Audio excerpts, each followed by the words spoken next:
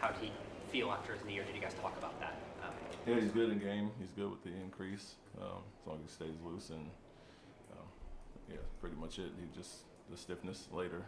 So after the game next day is what's been concerning a little bit lately. But like I said, when we kept him in the 12 to 15 minute range, it's pretty easy to play him on the back-to-backs. But once we increase those and he goes up in the 20 plus, it's going to be a little bit more sore the next day. So that's the plan going forward. And hopefully one game, rests, and then All-Star break will get him right.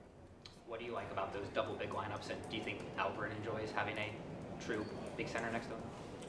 It was a necessity yesterday.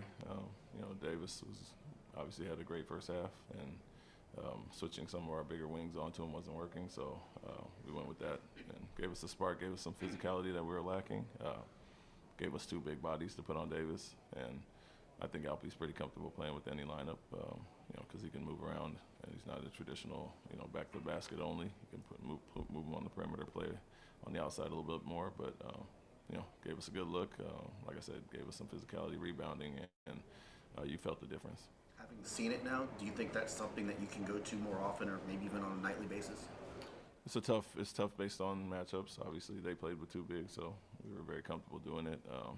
It would require Alpe to guard a lot of small ball fours and stretch fours and chase guys around the perimeter, which we don't always love. And so, depending on the matchup, more so than anything, someone has to impose their will if we go double big, and they'll try to counter with the downsizing. And so, worked for us last night. Even when Najee Marshall was in, we felt comfortable with Alpe on him, but that's more so determined on lineups and personnel out on the court.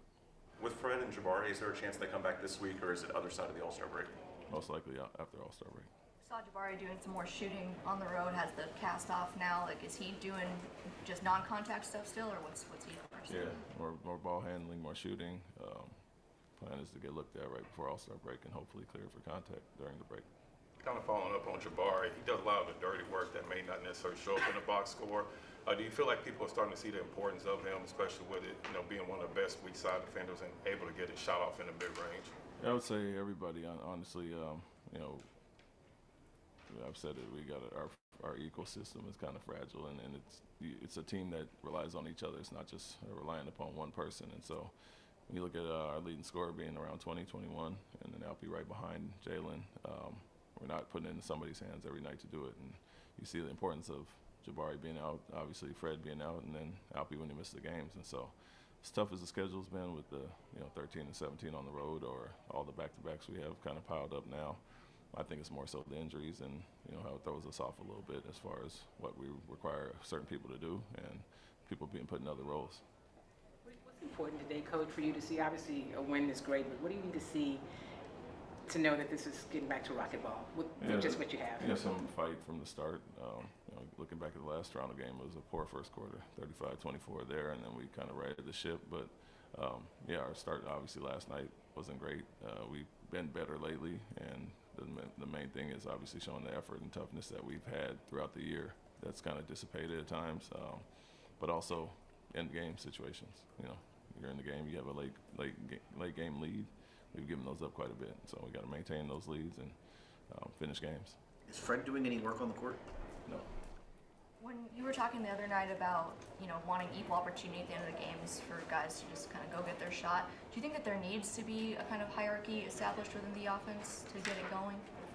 Well, I don't necessarily. If we need a game-winning shot, I don't think that's equal opportunity. I'm meaning more so fourth quarters, how we're losing leads and by not getting stops and getting out and running, and that's where we're at our best when we play that way. And so we'd like to have that continue through the fourth quarter.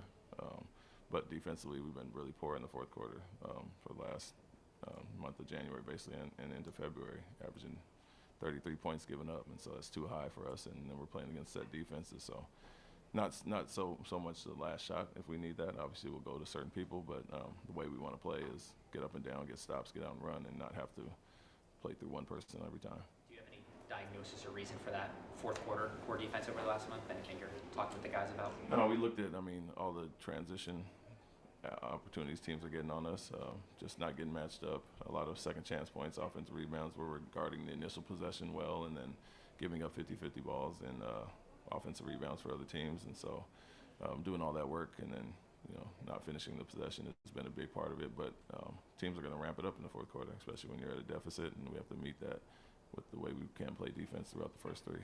Now, how much do you factor in the amount of games that you played on the road and the injuries? How much do you factor that in when you think about making changes when you are losing games?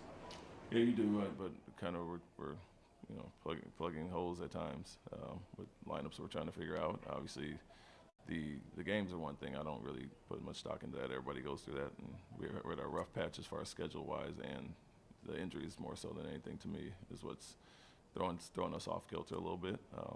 But the back-to-backs are what they are. Jabari being out, obviously, but Fred being out as well. I would say more so the back-to-backs with Steven and Tari are really affecting us, and we have to do different lineups on different nights, and so you got to figure out which game they fit best for and have to rest them the other game. Thanks. Thank you. Thank you. you.